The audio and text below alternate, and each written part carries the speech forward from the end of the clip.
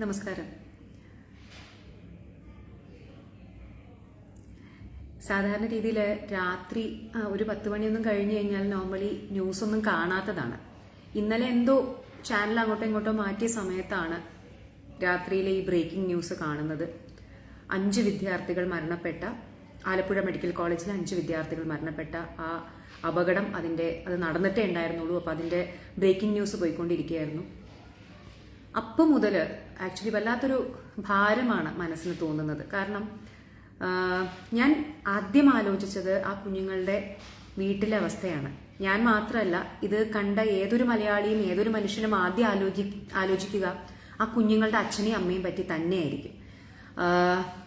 ഒരു കുട്ടിയെ, ഇപ്പോൾ നമുക്ക് എല്ലാവർക്കും മക്കളുണ്ട് അല്ലേ? എൻ്റെ മോള് 7ാം ക്ലാസ്സിലാണ്. നമ്മൾ ഒരു കുഞ്ഞിനെ ജനിച്ച മുതൽ വളർത്തി വലുതാക്കുന്ന ഒരു പ്രോസസ്സിൽ ഒരു അച്ഛനും അമ്മയ്ക്കും സത്യത്തിൽ അവരൊന്ന് ശ്വാസം വിടുക എന്ന് പറയുന്നത്, അല്ലെങ്കിൽ അവരുടെ ടെൻഷൻ ഒരു പകുതിയെങ്കിലും ഒന്ന് കുറയുന്നത് എപ്പോഴാണെന്നറിയോ? ആ കുട്ടി +2 ഒക്കെ കഴിഞ്ഞ് ആ കുട്ടിക്ക് ഇഷ്ടമുള്ള ഒരു പ്രൊഫഷണൽ കോഴ്സിലേക്ക് അഡ്മിഷനൊക്കെ കിട്ടി ആ കോഴ്സിൽ ഒന്ന് പോയിട്ട് ജോയിൻ ചെയ്തൊന്ന് സെറ്റിൽ ഡൗൺ ചെയ്യുന്ന സമയത്താണ്. ഞാൻ എൻ്റെ ഒരു അനുഭവത്തിൽ നിന്ന് പറയുകയാണ് കേട്ടോ. ഇപ്പം ഞാൻ MBBSന് ജോയിൻ ചെയ്തത് എനിക്കിപ്പോഴും ഓർമ്മയുണ്ട്. എൻ്റെ 17-18 വയസ്സിൽ ആക്ച്വലി എൻ്റെ അച്ഛനും അമ്മയ്ക്കും ഒന്ന് സമാധാനമായത് ഞാൻ ആ MBBSനൊന്ന് പോയിട്ടൊക്കെ ജോയിൻ ചെയ്ത് അവിടെയൊക്കെ ഒന്ന് സെറ്റിൽ ഡൗൺ ചെയ്തതിന് ശേഷമാണ്. അതായത് ചെന്നിട്ട് ഒരു 5-6 മാസം അതാണല്ലോ നമ്മൾ ആ സ്ഥലവുമായിട്ട് പരിചയപ്പെടാനും നമ്മുടെ കോഴ്സുമായിട്ടും കൂട്ടുകാരുമായിട്ടും ടീച്ചർമാരുമായിട്ടും കോളേജുമായിട്ടും അങ്ങനെ എല്ലാമായിട്ടും ഒന്ന് ഇഴുകിച്ചേർന്ന് ഒന്ന് സെറ്റിൽ ഡൗൺ ചെയ്യുന്ന സമയമാണ് ആദ്യത്തെ ഒരു 5-6 മാസം. അപ്പോഴാണ് സത്യത്തിൽ ഈ പറയുന്ന അച്ഛനും അമ്മയുടെയും മനസ്സിലെ ആ ഒരു ആദ്യമൊക്കെ ഒന്ന് കെട്ടടങ്ങുക.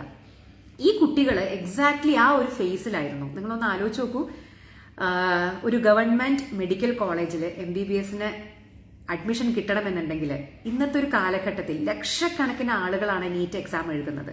അപ്പൊ ആ കുഞ്ഞുങ്ങൾ എത്ര കഷ്ടപ്പെട്ട് പഠിച്ചിട്ടായിരിക്കും അല്ലെ?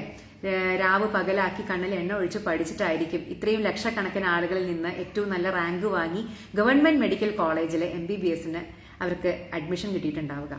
അപ്പൊ അവരുടെയൊക്കെ അച്ഛനമ്മമാര് അവരുടെ മനസ്സിലെ ആദ്യം തീയൊക്കെ ഒന്ന് കെട്ടടങ്ങിയിട്ടുണ്ടാവും. കാരണം ഇത് എത്രയോ കാലത്തെ ഒരു കഷ്ടപ്പാടാണ് ഇന്നത്തെ കാലഘട്ടത്തിൽ. അതിപ്പോ MBBS എന്ന് മാത്രമല്ല, ഒരു ഗവൺമെന്റ് കോളേജുകളിൽ പ്രൊഫഷണൽ കോഴ്സിനൊക്കെ അഡ്മിഷൻ കിട്ടുക, അതിപ്പോ എഞ്ചിനീയറിംഗോ MBBSോ അല്ലെങ്കിൽ ഏത് വേറെയുള്ള പ്രൊഫഷണൽ കോഴ്സുകളോ ആവട്ടെ, നമ്മൾ പഠിച്ച് മെറിറ്റ് സീറ്റിൽ ഒരു അഡ്മിഷൻ കിട്ടുക എന്ന് പറയുന്നത് ഇന്നത്തെ കാലഘട്ടത്തിൽ വലിയൊരു അച്ചീവ്മെന്റ് തന്നെയാണ്.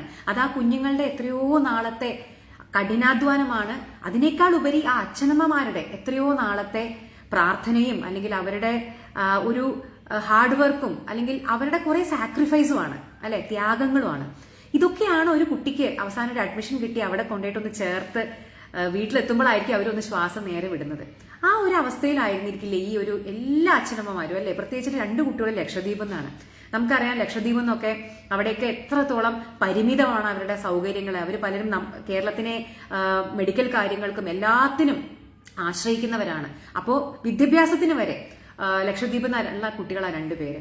അപ്പൊ അവരുടെ പരിമിതമായ ചുറ്റുപാടിൽ എത്രത്തോളം കഷ്ടപ്പെട്ട് പഠിച്ചിട്ടായിരിക്കും. അതിലൊരു കുട്ടിക്ക് 98% മാർക്കാണെന്നൊക്കെ ഞാൻ ന്യൂസിൽ കണ്ടു.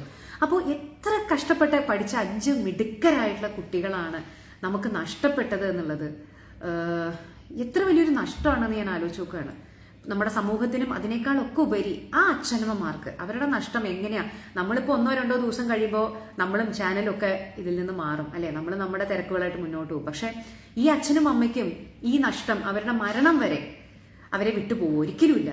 അവരുടെ മരണം വരെ അവരെ എന്നും ദുഃഖിപ്പിച്ചുകൊണ്ടുള്ള ഒരു അവസ്ഥയാണ് സ്വന്തം മക്കളുടെ. നമ്മൾ പറയാറില്ലേ, അച്ഛനമ്മമാര് ജീവനോട് ഇരിക്കുമ്പോൾ മക്കള് മരിക്കുന്നതാണ് ഒരു അച്ഛനും അമ്മയ്ക്കും കിട്ടാവുന്ന ഏറ്റവും വലിയ ശിക്ഷ എന്ന് ഞാൻ ഇവിടെ വായിച്ചിട്ടുണ്ട്. അത് സത്യമാണെന്ന് എനിക്ക് പലപ്പോഴും തോന്നാറുണ്ട്. അവര് മക്കളുടെ മരണം കാണുക എന്ന് പറയുന്നത് ആണ് ഏറ്റവും വലിയൊരു സങ്കടം.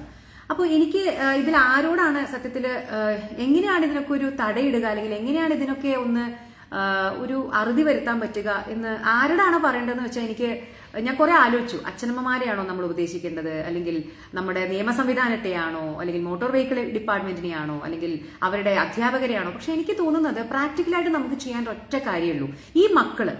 കാരണം ഈ പഠിക്കാൻ പോകുന്ന കുട്ടികൾ വിചാരിച്ചാൽ മാത്രമേ, കാരണം ഇതിപ്പോ ഒരു റോഡ് ട്രാഫിക് ആക്സിഡന്റ് ആണ്, പക്ഷെ നമ്മള് അപകടങ്ങൾ മാത്രമൊന്നുമല്ല, എത്ര കുട്ടികളാണ് ഈ പ്രായത്തില് മെഡിക്കൽ കോളേജിൽ നിന്നും എഞ്ചിനീയറിംഗ് കോളേജിൽ നിന്നും പല വേറെയുള്ള ആർട്സ് കോളേജിൽ നിന്നൊക്കെ മഴക്കാലമായി കഴിഞ്ഞ് കഴിഞ്ഞാൽ ഒഴുക്കിൽപ്പെട്ട് മരണപ്പെടുന്നത് സ്ഥിരമായിട്ട് നമ്മൾ കേൾക്കുന്ന ഒരു വാർത്തയില്ലേ? അതൊന്നും ഇപ്പൊ ആക്ച്വലി നമുക്കൊരു വാർത്ത തന്നെ അല്ല.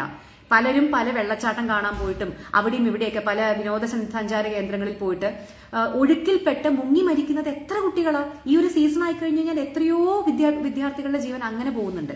റോഡിൽ ഇത്തരത്തിൽ അപകടങ്ങളിൽ പൊഴിയുന്നുണ്ട്.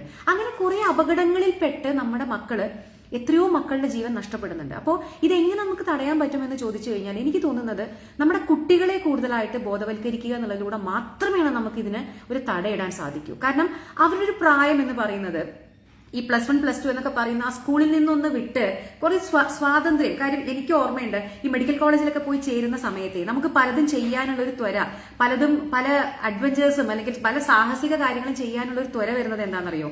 നമുക്ക് ആ സ്വാതന്ത്ര്യം, നമ്മൾ എത്രയോ കാലം പഠിച്ച് വീട്ടിലെ പലതരം റെസ്ട്രിക്ഷൻസ്, സ്കൂളിലെ അങ്ങനെ പല നിയമങ്ങളും റെസ്ട്രിക്ഷൻസും ഒക്കെ ആയിട്ട് ഇങ്ങനെ ജീവിച്ച് ഒരു മെഡിക്കൽ കോളേജ് അല്ലെങ്കിൽ ഒരു പ്രൊഫഷണൽ കോളേജിൽ എത്തുമ്പോൾ ഒരു സത്യത്തിൽ ഒരു പെട്ടെന്ന് ഒരു സ്വാതന്ത്ര്യം അനുഭവിക്കുന്ന ഒരു അവസ്ഥ. അവിടെ നമ്മൾ ഏത് സമയത്തും നോക്കിക്കൊണ്ടിരിക്കാൻ ആൾക്കാരൊന്നും ഇല്ല. നമ്മൾ തന്നെയാണ് നമ്മുടെ കാര്യം നോക്കേണ്ടത്. അപ്പോൾ ആ ഒരു സ്വാതന്ത്ര്യം ചിലപ്പോൾ നമുക്ക് മിസ്യൂസ് ചെയ്യാനുള്ള ഒരു ടെൻഡൻസി അത് ആ പ്രായത്തിൽ ഏത് കുട്ടികൾക്കും ആ കൗമാര പ്രായത്തിൽ തോന്നുന്ന കാര്യമാണ്. അത് തെറ്റല്ല. നമ്മളൊക്കെ ആ പ്രായം കഴിഞ്ഞ് വന്നവരല്ലേ. എനിക്ക് ഓർമ്മയുണ്ട്, ഞാൻ ആ സമയത്ത് നമുക്ക് തോന്നിയ ഒരു ഫീല്.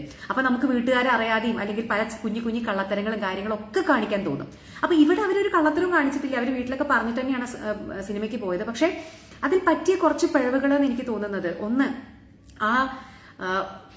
എല്ലാവർക്കും 18-19 വയസ്സ്, അതിനേക്കാൾ മൂത്ത കുട്ടികളൊന്നും ഉണ്ടാവില്ല. അവര് ജോയിൻ ചെയ്ത് മാസങ്ങളെ ആയിട്ടുള്ളൂ. അപ്പോൾ 18-19 വയസ്സ്. അപ്പോൾ നിങ്ങളൊന്ന് ആലോചിച്ച് നോക്കൂ, അതിൽ ആരാണെന്നുണ്ടെങ്കിലും ഡ്രൈവിംഗ് ലൈസൻസ് കിട്ടിയിട്ട് 1 വർഷം തികയാനുള്ള സമയമായിട്ടില്ല അല്ലെ? നമ്മുടെ നാട്ടിൽ ഡ്രൈവിംഗ് ലൈസൻസ് കിട്ടിയെന്ന് പറഞ്ഞു കഴിഞ്ഞാൽ അത് അത്ര, അല്ലെങ്കിൽ പുറം രാജ്യങ്ങളെ പോലെ അത്ര സ്ട്രിക്റ്റ് ഉള്ള ടെസ്റ്റ് ഒന്നുമല്ല. നമുക്ക് എല്ലാവർക്കും അറിയാം, ഡ്രൈവിംഗ് ലൈസൻസ് കിട്ടിയവർക്ക് അറിയാം. ഡ്രൈവിംഗ് ലൈസൻസ് കിട്ടിയെന്നുള്ളത് കൊണ്ട് നിങ്ങൾക്ക് നന്നായിട്ട് വണ്ടി ഓടിക്കാൻ സാധിക്കണമെന്ന് ഒരു നിർബന്ധവും ഇല്ല. അത് കഴിഞ്ഞതിന് ശേഷം നമ്മൾ വളരെയധികം ട്രെയിനിങ് വേണ്ട ഒരു സംഭവമാണ് ഡ്രൈവിംഗ് എന്ന് പറയുന്നത്. അപ്പോൾ ഈ കുട്ടികൾക്ക് ആർക്കും 1 വർഷത്തിൽ കൂടുതൽ സമയമാവാൻ സാധ്യതയില്ല ഡ്രൈവിംഗ് ലൈസൻസ് കിട്ടിയിട്ട്. ഞാൻ മനസ്സിലാക്കുന്നത് എന്തോ 4-5 മാസമേ ആയിട്ടുള്ളൂ ഈ ഡ്രൈവ് ചെയ്ത കുട്ടിക്ക് ഡ്രൈവിംഗ് ലൈസൻസ് കിട്ടിയിട്ട്. അപ്പോൾ അതും രാത്രി, വിസിബിലിറ്റി ഇല്ല, കുറ്റാക്കൂരിട്ട് മഴ, നല്ല മഴ. അപ്പോൾ ഇങ്ങനെ ഒരു സന്ദർഭത്തിൽ ഈ ഒരു റോഡിൽ ഇത്രയും പ്രതികൂല സാഹചര്യത്തിൽ ഓടിക്കാനുള്ള പ്രാപ്തിയൊന്നും ഈ കുട്ടികൾക്ക് ആയിട്ടില്ല. അപ്പോൾ അവരത് ഓടിക്കാമെന്ന് തീരുമാനിച്ചത് ഈ പറഞ്ഞ പോലെയുള്ള ഈ ഒരു അഡ്വഞ്ചറസ് ആയിട്ടുള്ള കാര്യങ്ങൾ ചെയ്യാനുള്ള ഒരു ത്വര കൊണ്ടായിരിക്കാം.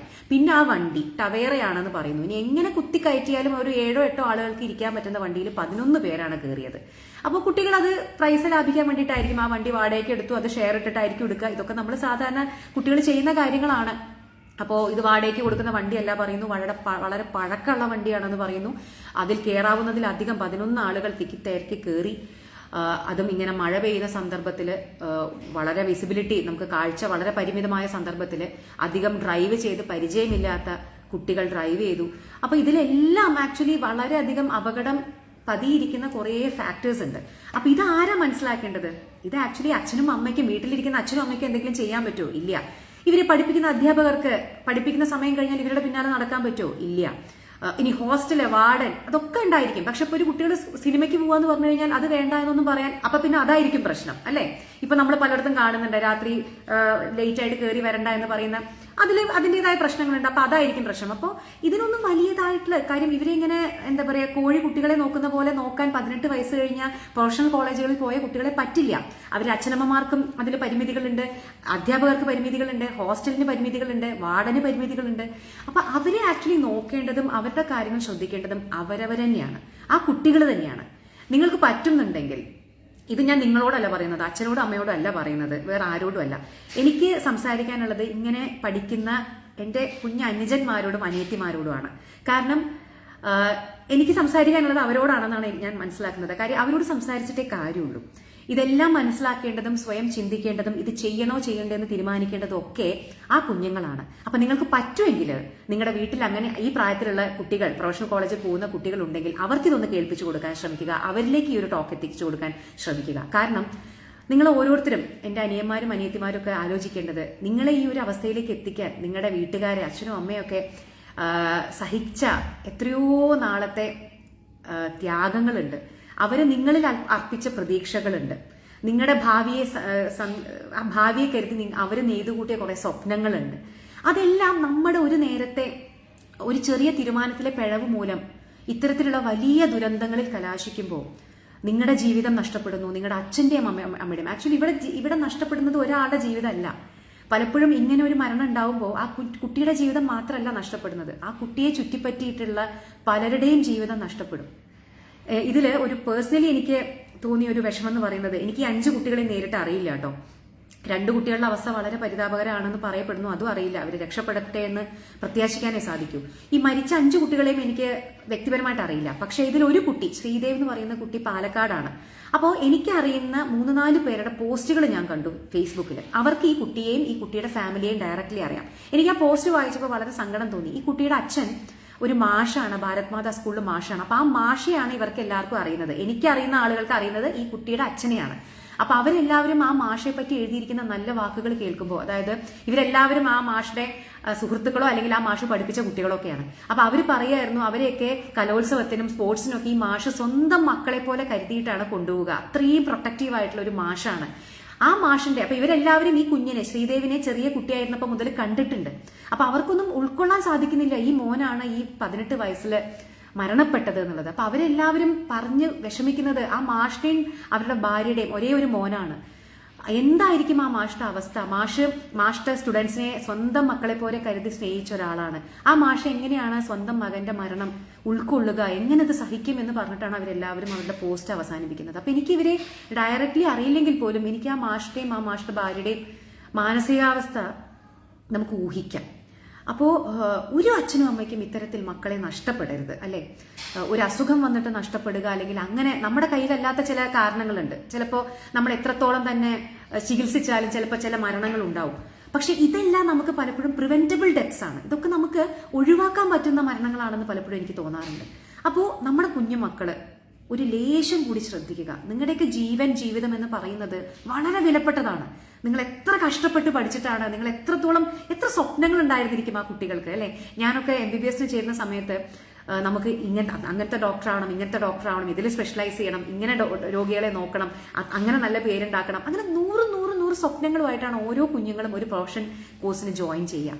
അപ്പോൾ ആ സ്വപ്നങ്ങളെല്ലാം ഇല്ലാതാവുന്നു, അവരുടെ ജീവിതമേ ഇല്ലാതാവുന്നു, അവരുടെ അച്ഛനമ്മമാരുടെ ജീവിതം ഇല്ലാതാവുന്നു. എത്ര നഷ്ടങ്ങളാണ്, എത്ര നഷ്ടങ്ങളാണ്. എനിക്ക് അത് വാക്കുകളിലൂടെ എനിക്ക് എങ്ങനെ എക്സ്പ്രസ് ചെയ്യണമെന്ന് അറിയുന്നില്ല. സോ എനിക്ക് പറയാനുള്ളത് എൻ്റെ കുഞ്ഞ് അനുജന്മാരോടും അനിയത്തിമാരോടുമാണ്. നിങ്ങൾ ജീവിതം ആസ്വദിക്കണം, വേണ്ട എന്നല്ല. ജീവിതം ആസ്വദിക്കണം, നിങ്ങളുടെ ടീനേജ്, നിങ്ങളുടെ കൗമാരപ്രായം നിങ്ങൾ ആസ്വദിക്കണം, നിങ്ങളുടെ കോളേജ് ലൈഫ് നിങ്ങൾ ആസ്വദിക്കണം, എല്ലാം വേണം. പക്ഷേ സേഫ്റ്റി, സുരക്ഷിതത്വം എന്ന് പറയുന്നതാണ് അറ്റ്മോസ്റ്റ് ഇമ്പോർട്ടന്റ്. സ്വന്തം ജീവനോ ജീവിതത്തിനോ എന്തെങ്കിലും റിസ്ക് ഉണ്ടാക്കുന്ന ഒരു കാര്യവും നിങ്ങൾ ചെയ്യരുത്. ഇത്തരത്തിൽ രാത്രി ആളുകളെ കുത്തി നിറച്ച് വണ്ടിയിൽ പോവുക, ലൈസൻസ് ഉണ്ട് ഇല്ല എന്നല്ല പറയുന്നത്, നിങ്ങൾക്ക് നിയമപരമായിട്ട് വണ്ടി ഓടിക്കാം. പക്ഷേ ഇത്തരത്തിൽ പെരുമഴ പെയ്യുന്ന കുറ്റാക്കൂരിട്ടിലൊക്കെ വണ്ടി ഓടിക്കണം എന്നുണ്ടെങ്കിൽ നല്ല പോലെ ട്രെയിനിങ് ആവശ്യമാണ്. അത് പെട്ടെന്ന് ലൈസൻസ് കിട്ടിയ ഒരാൾക്ക് സാധിക്കില്ല. അപ്പൊ അങ്ങനെയുള്ള റിസ്ക് ഉള്ള സംഗതികളൊന്നും നിങ്ങൾ ചെയ്യരുത്. ദയവേത് ഇങ്ങനെ ഡേഞ്ചറസ് ആയിട്ടുള്ള സ്ഥലങ്ങളിലേക്ക് വിനോദയാത്ര പോവുക, അതുപോലെ തന്നെ അവിടെ വെള്ളച്ചാട്ടത്തിൽ നമ്മൾ പലപ്പോഴും നമ്മൾ വായിക്കാറുണ്ട്, സമീപവാസികൾ അവരെ വാൺ ചെയ്തിട്ടും അവർ കേട്ടില്ല, അല്ലെ? സമീപവാസികൾ പറഞ്ഞതാണ് അവിടെ ഭയങ്കര ആഴമുള്ള സ്ഥലമാണ്, അവിടെ പല ആളുകളും മരിച്ചിട്ടുണ്ട്, അങ്ങോട്ട് പോകരുത് എന്ന് പറഞ്ഞിട്ടും അവർ പോയി. അങ്ങനെ പലരും അപകടത്തിൽപ്പെട്ടു. ഇതൊക്കെ നമ്മൾ സ്ഥിരം വായിക്കുന്ന വാർത്തകളാണ്. അപ്പോൾ അങ്ങനെയുള്ള സന്ദർഭങ്ങൾ ഒരു നിമിഷം നിങ്ങളുടെ വീട്ടിലിരിക്കുന്ന ആളുകളെ പറ്റി ആലോചിക്കുക. ഒരു നിമിഷം നമ്മുടെ അച്ഛനെയും അമ്മയുടെയും മുഖം ഒന്ന് നമ്മുടെ മനസ്സിലൊന്ന് കൊണ്ടുവരിക. അപ്പൊ നിങ്ങൾക്ക് ഇങ്ങനത്തെ സംഗതികളിൽ നിന്ന് 1-2 സ്റ്റെപ്പ് പുറകോട്ട് വെക്കാൻ തോന്നുമായിരിക്കും കേട്ടോ. അപ്പൊ ഇത്രയും എനിക്കിതിൽ പറയാൻ തോന്നുന്നുള്ളൂ. അല്ലാതെ നമ്മൾ ആരെയും പറഞ്ഞിട്ട് കാര്യമില്ല. ഇതൊന്നും ആരും എന്ത് ചെയ്തിട്ടും നമുക്ക് തടുക്കാൻ പറ്റുന്ന കാര്യങ്ങളൊന്നുമല്ല.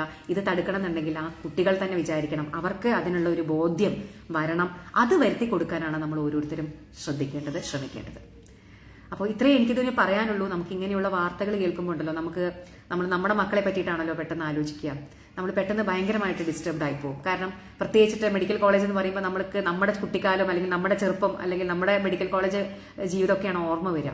അപ്പോൾ എനിക്ക് പെട്ടെന്ന് കൂടുതൽ റിലേറ്റ് ചെയ്യാൻ പറ്റും ആ അച്ഛനമ്മമാരുടെ അവസ്ഥകളും കാര്യങ്ങളൊക്കെ. അപ്പോൾ അതുകൊണ്ട് ഇത്രയും പറഞ്ഞു എന്നേ ഉള്ളൂ. ഇനി നിങ്ങൾക്ക് എന്തെങ്കിലും സജഷൻസ് ഉണ്ടോ, നമുക്ക് എങ്ങനെ ഇതിനെ പ്രിവെന്റ് ചെയ്യാൻ പറ്റും എന്നുള്ളതിന് എന്തെങ്കിലും സജഷൻസ് ഉണ്ടെന്നുണ്ടെങ്കിൽ? അതെ, ജോർജ് പറയുന്ന പോലെ 11 പേരൊരു കാറിൽ കയറുക എന്ന് പറയുന്നത് ഭയങ്കര അപകടം തന്നെയാണ്. അപ്പോൾ ആളുകൾക്ക് ഇഞ്ചുറി ഉണ്ടാവാനും മരണം ഉണ്ടാവാനുള്ള സാധ്യത കൂടുതലാണ്. പിന്നെ ഈ പറയുന്ന പോലെ മഴ, ഇരുട്ട്, രാത്രി ഒക്കെ പ്രശ്നങ്ങൾ തന്നെയാണ്. നമ്മൾ വിധി എന്ന് പറഞ്ഞിട്ട് എല്ലാത്തിനെയും തള്ളിക്കളയുന്നതിൽ അർത്ഥമില്ല. ചില വിധികളൊക്കെ നമുക്ക് മാറ്റാൻ പറ്റുന്നതാണ്. നമ്മൾ ഒന്ന് ചിന്തിച്ചു കഴിഞ്ഞാൽ ചിലപ്പോൾ നമുക്ക് അതൊക്കെ പ്രിവെന്റ് ചെയ്യാൻ പറ്റും. അതാണ് ഞാൻ പറയുന്നത്. അതിനാരാ വിചാരിക്കേണ്ടത്? നമ്മൾ ഈ കുട്ടികൾ തന്നെയാണ് വിചാരിക്കേണ്ടത്. ഓക്കെ, അപ്പൊ ഇത്രയാണ് ഈ ഒരു കാര്യത്തിന്റെ പുറത്ത് പറയാനുള്ളൂ. നമുക്ക് ഇനിയെങ്കിലും ഇങ്ങനത്തെ സന്ദർഭങ്ങൾ ഉണ്ടാവാതിരിക്കട്ടെ, അല്ലേ? അങ്ങനെ നമുക്ക് പ്രാർത്ഥിക്കാം. ഓക്കെ, അപ്പോൾ എല്ലാവർക്കും നന്ദി എന്നെ കേട്ടതിന്. നമ്മുടെ നിങ്ങളുടെ വീട്ടിലെ ഏട്ടനോ അനിയനോ അല്ലെങ്കിൽ അങ്ങനെ കുട്ടികൾ നിങ്ങളുടെ മക്കളായിരിക്കാം, അല്ലെങ്കിൽ ഏട്ടന്റെ മക്കളായിരിക്കാം, അനിയന്റെ മക്കളായിരിക്കാം, കസിൻസ് ആയിരിക്കാം. ഈ പ്രായത്തിലുള്ള കുട്ടികൾ, ഇങ്ങനെ കോളേജുകളിലൊക്കെ പഠിക്കുന്ന കുട്ടികളുണ്ടെങ്കിൽ അവരെ ഇതൊന്ന് കേൾപ്പിക്കാൻ ദയവ് ചെയ്ത് ശ്രദ്ധിക്കുക, ശ്രമിക്കുക കേട്ടോ. Thank you.